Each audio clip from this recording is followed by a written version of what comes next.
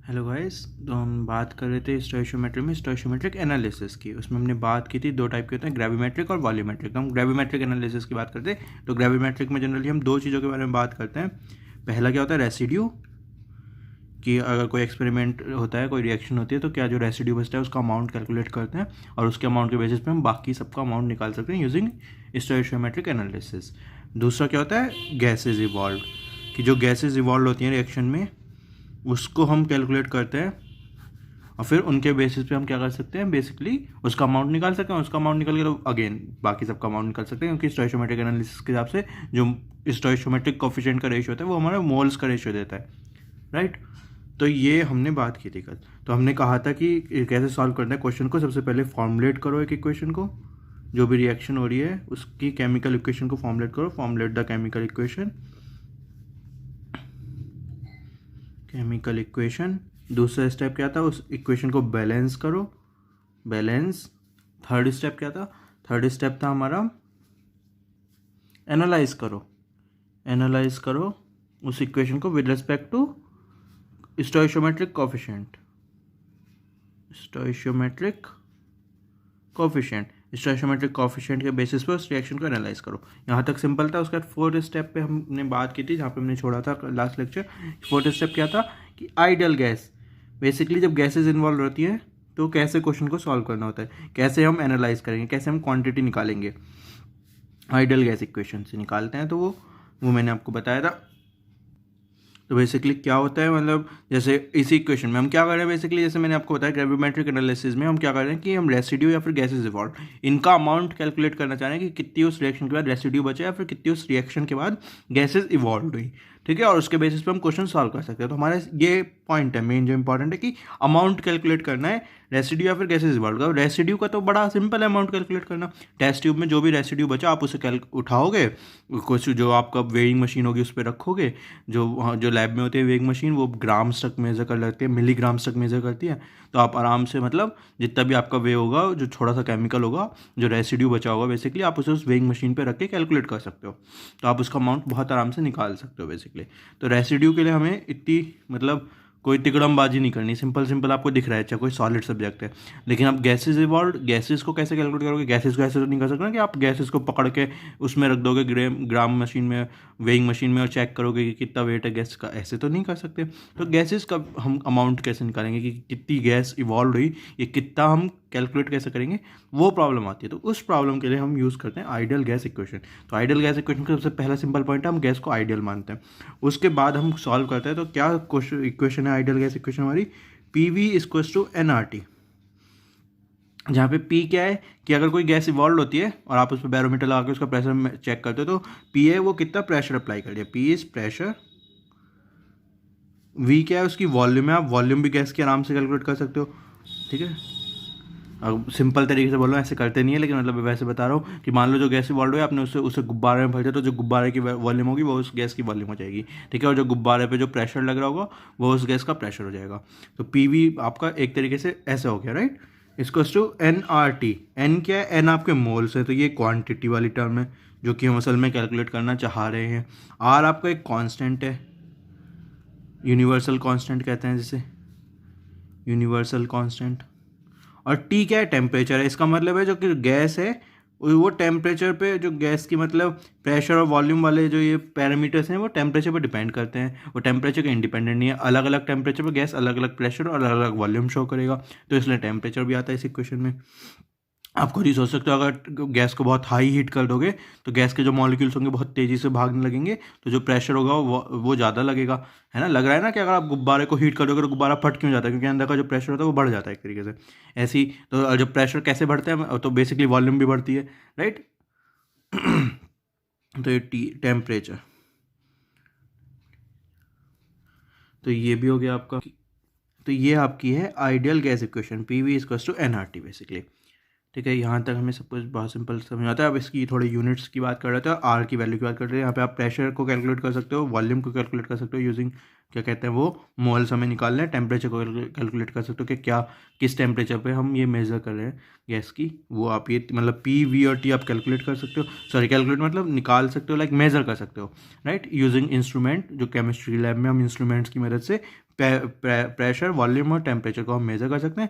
जो और आर हमारा कांस्टेंट होता है तो हम नंबर ऑफ मोल्स एन निकाल सकते हैं, जो कि हमें बेसिकली निकालना है, क्वांटिटी निकालनी है। यहाँ पे जो हम कर रहे हैं सब क्वांटिटी में कोशिश कर रहे हैं कि क्वांटिटी निकाल लें, ताकि हमें पूरी रिएक्शन के बारे में पता चल जाए कि कितना किसको रिएक्ट करके कितना बना रहा है, ये क्वेश्चन को हम सॉल्व कर रहे हैं, क्योंकि तो P V is question N R T.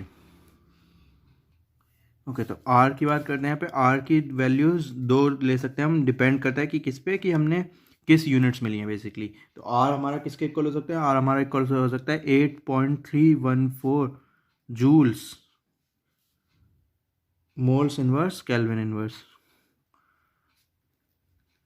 बोले तो जूल्स मोल इनवर्स और केल्विन इनवर्स। ठीक है, तो एक तो आर की वैल्यू ये हो सकती है कि 8.314 joules moles inverse kelvin inverse. इसे हम ये भी लिख सकते हैं 2 कैलोरी मोल पर केल्विन। ठीक, मतलब पर मोल पर केल्विन, जूल्स में अगर हम बात करते हैं, एनर्जी को जूल्स में लेते हैं तो 8.314 आएगा, एनर्जी को कैलोरी में लेते हैं तो 2 आएगा मोल पर केल्विन। ठीक है, और मतलब जूल्स और कैलोरीज कब यूज़ होंगी, जब प्रेशर की यूनिट्स की होंगी, प्रेशर और वॉल्यूम्स की जो यूनिट्स होंगी, जो प्रेशर और वॉल्यूम्स की यूनिट्स होंगी, प्रेशर की कितनी होगी, न्यूटन पर मीटर स्क्वायर, और वॉल्यूम की होगी मेट्रिक क्यूब। तो हमारा जूल्स और कैलोरीज में हम बात करेंगे बेसिकली, बिल्कुल क्या कहते हैं एसआई यूनिट्स में बात कर रहे हैं, न्यूटन ले रहे हैं, मीटर स्क्वायर ले रहे हैं, ये सब कुछ ले रहे हैं, तो जूल्स और कैलोरीज में बात करेंगे। अगर हम लेते हैं प्रेशर की यूनिट एटीएम में, ठीक है, और वॉल्यूम की यूनिट लीटर में, तो क्या होगा, तो आपका आएगा यहाँ पे 0.0821 कितना आएगा, एटीएम टाइम्स लीटर टाइम पर मोल्स पर केल्विन, मोल इनवर्स और केल्विन इनवर्स। तो अगर हम केल्विन क्या होती है, टेम्परेचर यूनिट होती है ऑफकोर्स, है ना, तो जनरली जब भी हम पी वी को एनआरटी बात करते हैं तो टेम्परेचर को हम केल्विन में लेते हैं, डिग्री सेल्सियस में नहीं लेते। तो उसकी तो हम केल्विन की बात कर रहे हैं टेम्परेचर की यूनिट की, और जो एन है वो हमारे नंबर ऑफ मोल्स दे रहा है, तो मोल्स की बात कर रहे हैं। तो प्रेशर और वॉल्यूम पर डिपेंड करता है, प्रेशर और वॉल्यूम की हम कौन सी यूनिट्स की बात करें। तो अगर प्रेशर वॉल्यूम को हम कैलकुलेट कर रहे हैं न्यूटन पर मीटर स्क्वायर और मीटर क्यूब में, न्यूटन पर मीटर स्क्वायर मीटर क्यूब में अगर हम मेजर करें, तो जो आंसर, तो हम आर की वैल्यू ले सकते हैं 8.314 जूल्स में, या फिर 2 कैलोरी में पर मोल पर केल्विन। ओके, और अगर हम प्रेशर की, आपको क्वेश्चन में प्रेशर एटीएम में दे रखा है और जो वॉल्यूम है वो लीटर्स में दे रखी है, तो आप ये वाली यूनिट यूज़ करोगे 0.0821 ATM litre mole inverse kelvin inverse, पर मोल पर केल्विन। ओके, तो ये हमारे यूनिवर्सल कांस्टेंट की वैल्यूज़ हैं। आर की वैल्यू है, आप इसमें से डिपेंड करता है कौन सी यूज़ करोगे, आपको प्रेशर वॉल्यूम किस यूनिट्स में दे रखा है, फिर आप क्वेश्चंस किस यूनिट्स में सॉल्व कर रहे हो।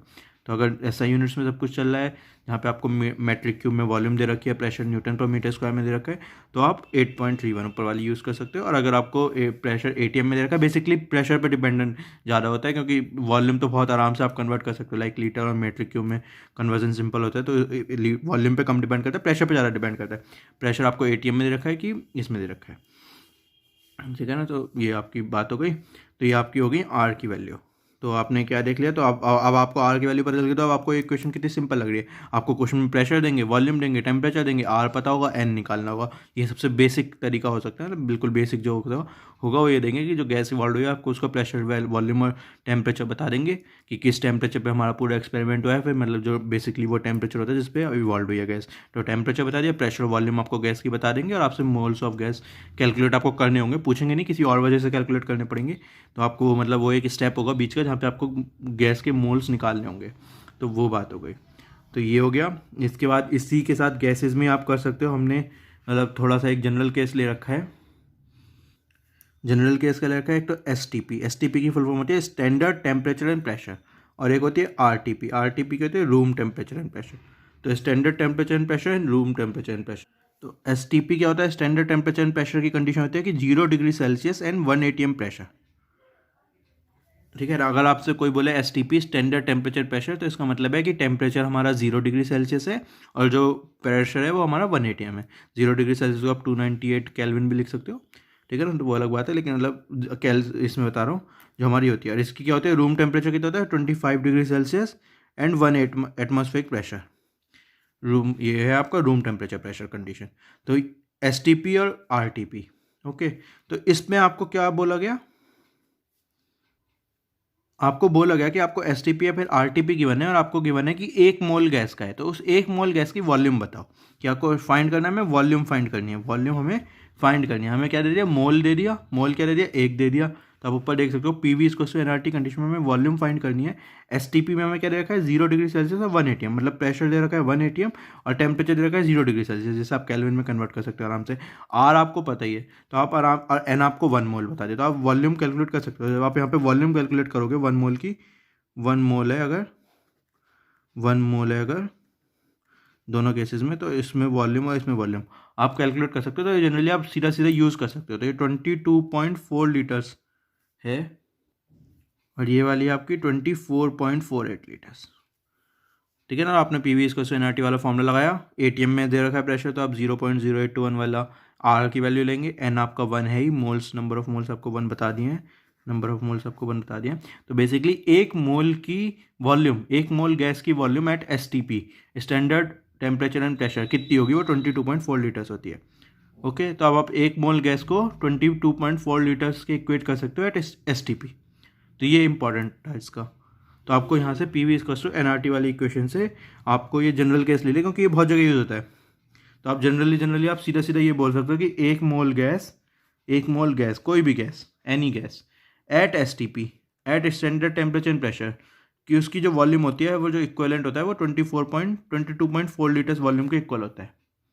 ओके, और अगर at simple at R T P, ये ऊपर वाला काम, एट आर टी पी वो 24.48 लीटर्स के इक्वल होता है। ये आप मतलब निकाल भी, कैलकुलेट भी कर सकते हो, पीवी को एनआरटी डाल के बेसिकली कैलकुलेट करके ये रिजल्ट आता है। तो ये वॉल्यूम, ये वैल्यू आपको याद रखनी है, 22.4 एसटीपी पे और 24.48 आरटीपी पे। ये दोनों आपको वैल्यूज याद होनी चाहिए, क्योंकि क्वेश्चन में बहुत सिंपल यूज होता है कि सीधा सीधा आपको दे देंगे कि 5 मोल गैस है तो इसकी वॉल्यूम बताओ एसटीपी पे, तो आपको 1 मोल की बता तो इंटू 5 करके आप आंसर निकाल सकते हो, सिंपल सिंपल। ठीक है, तो ये याद होनी चाहिए आपको। तो ये आइडियल गैस इक्वेशन के साथ आपने खेला आज, कि आइडियल गैस इक्वेशन में आप क्या क्या करते हो, राइट। अब एक क्वेश्चन सॉल्व करते हैं। तो आपका क्वेश्चन है कि 8.4 grams of sodium bicarbonate NaHCO3, sodium bicarbonate का फॉर्मूला होता है। तो 8.4 ग्राम्स हमने NaHCO3 का लिया केमिस्ट्री की लैब में, और उसे क्या किया, हीट किया, ऑन हीटिंग। तो जब हम सोडियम बाइकार्बोनेट के हीट करते हैं तो कोई रिएक्शन होती है, तो उस रिएक्शन के बाद क्या हुआ, उसने कुछ रेसिड्यू छोड़ा, कुछ रेसिड्यू बचा और कुछ गैसेज इवॉल्व हुई। तो हमें उस रेसिड्यू जो बचा उसका मास निकालना है, और जो गैसेज इवॉल्व हुई उनकी वॉल्यूम निकालनी है। सिंपल सारा सा क्वेश्चन है, केमिस्ट्री का, स्टोइकियोमेट्री का सबसे सिंपल बेसिक क्वेश्चन है, ठीक है ना। तो ग्रेविमेट्रिक एनालिसिस का तो हमें बताया कि हमने कुछ लिया अमाउंट, उसे हमने कोई रिएक्शन करवाई, फाइनली कुछ रेसिड्यू और गैस निकली, आपको रेसिड्यू और गैस की मास और वॉल्यूम निकालनी है, सिंपल क्वेश्चन।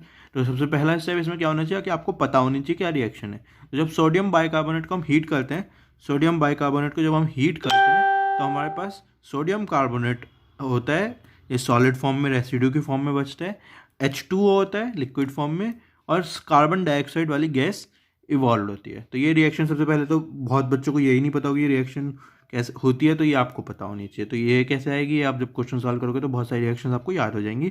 थोड़ा बहुत आप केमिस्ट्री की बुक्स पढ़ोगे तो आपको रिएक्शंस पता चल जाएंगी। कुछ रिएक्शंस कॉमन होती है, तो ये कॉमन रिएक्शंस में से है कि जब सोडियम बाइकार्बोनेट को हीट करते हैं तो सोडियम कार्बोनेट बनता है, कार्बन डाइऑक्साइड निकलती है और पानी बचता है, ठीक है ना। तो ये लाइक बेसिक रिएक्शंस है।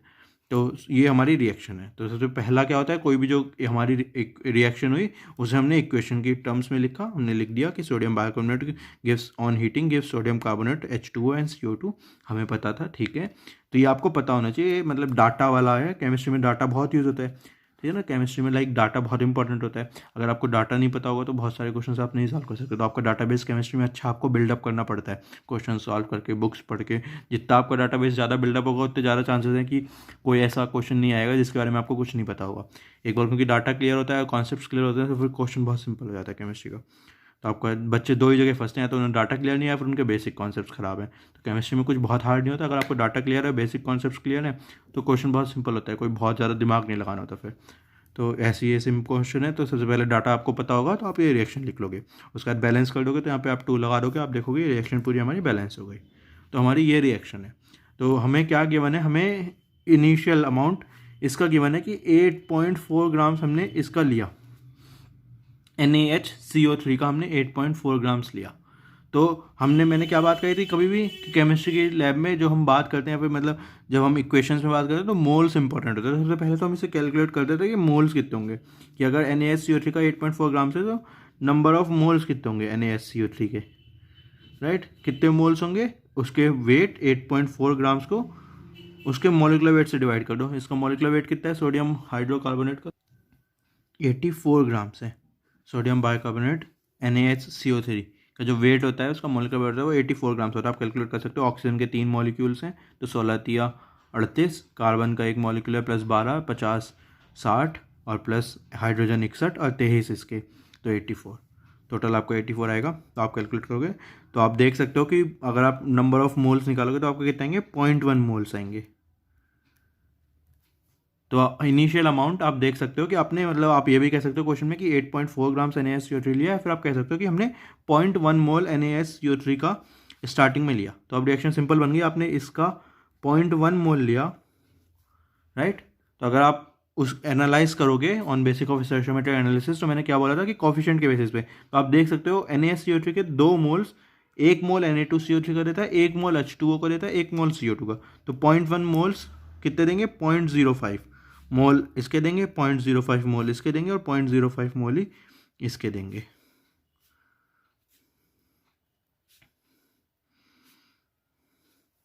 तीनों के अगर इसका 0.1 मोल है तो इन तीनों के 0.050505 मोल्स हमारे इजेक्ट होंगे और निकलेंगे। ये रेसिड्यू बचेगा, ये लिक्विड में और ये गैसेस फॉर्म में।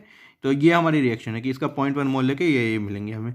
हमें क्या निकालना है, हमें निकालना है mass of Na2CO3, mass of Na2CO3। Na2CO3 हमारा रेसिड्यू है तो इसका हमें मास निकालना है आंसर क्वेश्चन में।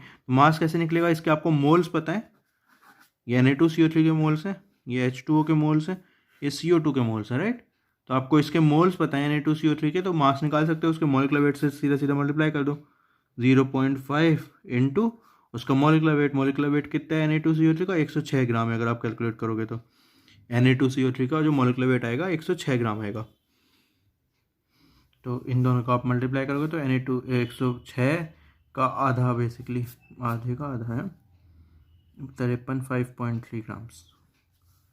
आप अगर कैलकुलेट करोगे तो आप देखोगे 5.3 ग्राम्स।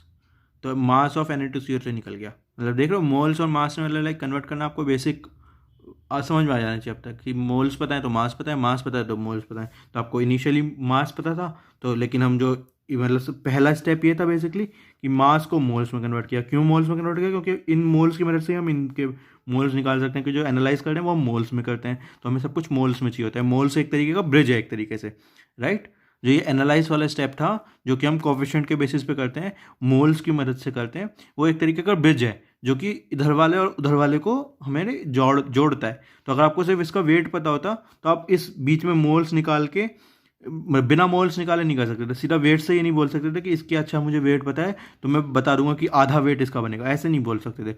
आप हमेशा ये बोल सकते हो कि अगर इसका मोल्स पता है तो इसके मोल्स कितने होंगे ये आप बता सकते हो, लेकिन वेट से सीधा सीधा ऐसे नहीं कर सकते थे। तो पहले तो मतलब अच्छी वाली चीज़ में है, बेसिकली मोल्स एक ब्रिज है जहाँ पे सब कुछ मतलब बाईपास टाइप है आपका एक तरीके से, है ना। अच्छे से कार वार निकल जाती हैं। तो वेट से पहले मोल्स में आए, फिर अच्छी वाली रोड पे आ गए तो हमने सब कुछ देख लिया क्या क्या हो रहा है। फिर फाइनली अब हमारा मोल्स निकल गए, उसके बाद अब हम खेल खाल कर सकते हैं। तो अब हमने निकाल लिया कि अच्छा मोल से वेट निकालना है, वो तो हम निकाल ही लेंगे। तो ऐसे हो रहा है क्वेश्चन, सिंपल, राइट। उसके बाद दूसरा क्या निकालना था, volume of gas. Volume of gas क्या है यहाँ पे, CO2। तो ये भी सिंपल है, हमें पता है 1 मोल गैस का। अच्छा कहाँ पे ये मैंने बताना भूल गया।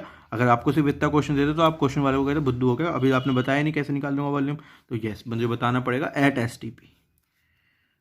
जब तक मैं ये नहीं बताऊंगा कि किस कंडीशंस पे आपको वॉल्यूम ऑफ गैस निकालने, तो आप कहोगे बुद्धू हो क्या, जो गैस की जो वॉल्यूम है वो टेम्परेचर प्रेशर पे डिपेंड करती है, आपको ये नहीं पता, ऐसे बिना टेम्परेचर प्रेशर दिए कैसे गैस पूछ सकते हो। तो मैं कहूँगा yes yes yes I was wrong. तो एट STP आपको बतानी है। तो STP पे बतानी है तो आपको पता है 1 मोल गैस की वॉल्यूम STP पे कितनी होती है, 22.4 लीटर्स होती है। तो यहाँ पे कितनी मोल्स है हमारे, 0.05 मोल्स हैं। तो 0.05 की कितनी होगी, डिवाइड कर देंगे उसी रेशियो में। क्या रेशियो है, 22.4 डिवाइडेड बाय 1 से 0.25 जाने में कितना डिवाइड करेंगे, 20 से डिवाइड करेंगे, राइट। राइट ये वाला फैक्टर है ना। 1 मोल से यहाँ पे 0.05 मोल होगा तो 22.4 लीटर से क्या हो जाएगा, 22.4 डिवाइड बाई 20 लीटर्स। तो बस फिर तो क्वेश्चन सॉल्व हो गया। 1.12 लीटर्स, राइट। 10 तो यहाँ पे हो गया ये पॉइंट, और 2 से काटोगे 112, तो 1.12 लीटर्स। तो ये आपकी कितनी होगी वॉल्यूम ऑफ CO2, जो कि आपकी इवॉल्व होगी एट STP ऑफ कोर्स। तो ये आपका बिल्कुल एक बेसिक क्वेश्चन था जहाँ पे आपने हर एक चीज़ यूज़ कर ली, ठीक है, कि आपको मास को मोल्स में कन्वर्ट करना आना चाहिए, पहला स्टेप। आपको पता होना चाहिए कि आप एनालाइज कैसे करते हो रिएक्शन यूजिंग स्टोइचियोमेट्रिक कोएफिशिएंट, कि जो मोल्स के बेसिस पे एनालाइज करते हैं, कि अगर आपको A का मोल पता है तो आप B के मोल और C के मोल और D के मोल निकाल सकते हो स्टोइचियोमेट्रिक कोएफिशिएंट के रेशियो के बेसिस पे, ठीक है ना। ये बस मोल्स में हो सकता है, ये भी आपको पता होना चाहिए। फिर आपने सबके मोल्स निकाल लिया, तो देन फिर अगला स्टेप वापस, मतलब अब उस मोल्स को आप कन्वर्ट करोगे जो भी आपको चाहिए। तो अब एक का मास चाहिए थी, एक की वॉल्यूम चाहिए थी, तो आपने फाइनली मोल्स को मास और वॉल्यूम में कन्वर्ट कर दिया। मास के लिए सिंपल ही था, मॉलिक्यूलर वेट से मल्टीप्लाई कर दो। वॉल्यूम के लिए आपने PV इक्वल्स टू NRT वाली इक्वेशन लगा के भी कर सकते थे, या फिर आपको जनरल पता है कि एक PV इक्वल्स टू NRT से ही पता है असल में कि क्या होता है एट STP, क्योंकि STP क्या होती है, एक जनरल कंडीशन होती है एक तरीके से। तो आपने एक STP वाली एक जनरल कंडीशन होती है जिसका आपने जान लिया कि एक वहाँ पे एक मोल गैस की वॉल्यूम 22.4 लीटर्स होती है एट STP। तो अब STP पे आप मतलब थोड़ा आराम से क्वेश्चन सॉल्व कर सकते हो, हर एक जगह आपको PV इक्वल्स टू NRT नहीं लगाना पड़ेगा। आप एक STP वाली कंडीशन एक कॉमन हो गई जहाँ पे हमें ये वाली लाइन पता है, तो इस वाली लाइन के बेसिस पे हम 2 मोल की, 4 मोल की, कितने भी मोल की वॉल्यूम निकाल सकते हैं, उसी रेशियो में मल्टीप्लाई और डिवाइड कर देंगे। तो सिंपल है ना। तो ये आपका एक बिल्कुल बेसिक क्वेश्चन था ग्रेविमेट्रिक एनालिसिस पे। तो ये ऐसे क्वेश्चन सॉल्व करते हैं ग्रेविमेट्रिक एनालिसिस पे। रिएक्शन लिखो, इक्वेशन लिखो, बैलेंस करो, जो आपको गिवन है उसे मोल्स में कन्वर्ट करने की कोशिश करो मोल्स की मदद से, और आप एनालिसिस की मदद से बाकी सबके मोल्स निकालो, और फिर बाकी उन मोल्स को जो निकल गए उनको अलग अलग क्वान्टिटीज़ में कन्वर्ट कर लो, जो भी आपको क्वेश्चन में बेसिकली पूछा है। This is how we do a question in gravimetric analysis. So बस आज के लेक्चर में इतना ही करते हैं। आपको मैंने क्या करते हैं ग्रेविमेट्रिक एनालिसिस में बता दिया, PV इक्वल्स टू NRT वाली इक्वेशन, आइडियल गैस इक्वेशन कैसे यूज़ करते हैं वो भी बता दिया, उसका एक जनरल केस भी बता दिया, STP और RTP पे बेसिकली कितनी कितनी वॉल्यूम्स होती हैं एक एक मोल गैस की, और फिर एक एग्जांपल आपको क्वेश्चन एक करके सॉल्व दिखा दे ताकि आपको थोड़ी फीलिंग आ जाए। Thank you.